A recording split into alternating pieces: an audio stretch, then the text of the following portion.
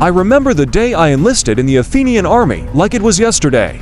It was 431 BCE, and tensions between Athens and Sparta had been mounting for years. As a young man, I had always dreamed of fighting for my city and defending its honor.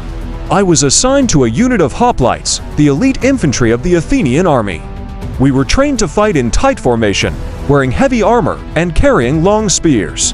Our commanders were confident that our discipline and skill would be enough to defeat the Spartans, who were known for their fearsome warriors. The war began with a series of skirmishes along the border between Athens and Sparta. We would march out to meet the enemy, engage in a fierce battle, and then retreat back to our fortifications. It was a grueling and bloody business, with casualties on both sides. But as the war dragged on, things began to change. The Spartans were not easy opponents, and they had a few tricks up their sleeves.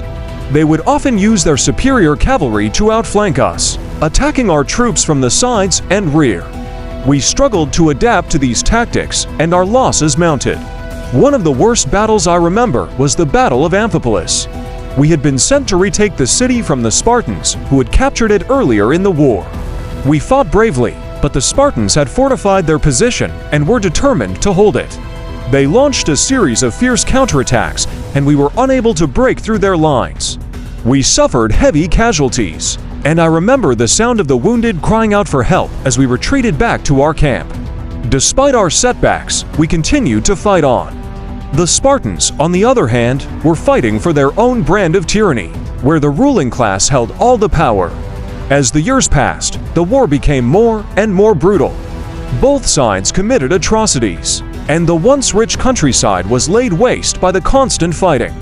I remember the stench of death and decay, the sound of screams, and the clash of steel on steel. It was a time of unspeakable horror, and I often wondered how it would ever end.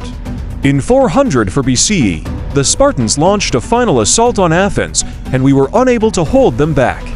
Our city was sacked, and many of our people were killed or sold into slavery. I was one of the lucky ones, managing to escape with my life. Looking back, I realized that the Peloponnesian War was a defining moment in our city's history. It showed us the worst of humanity, but also the best. We fought for our freedom, our democracy, and our way of life.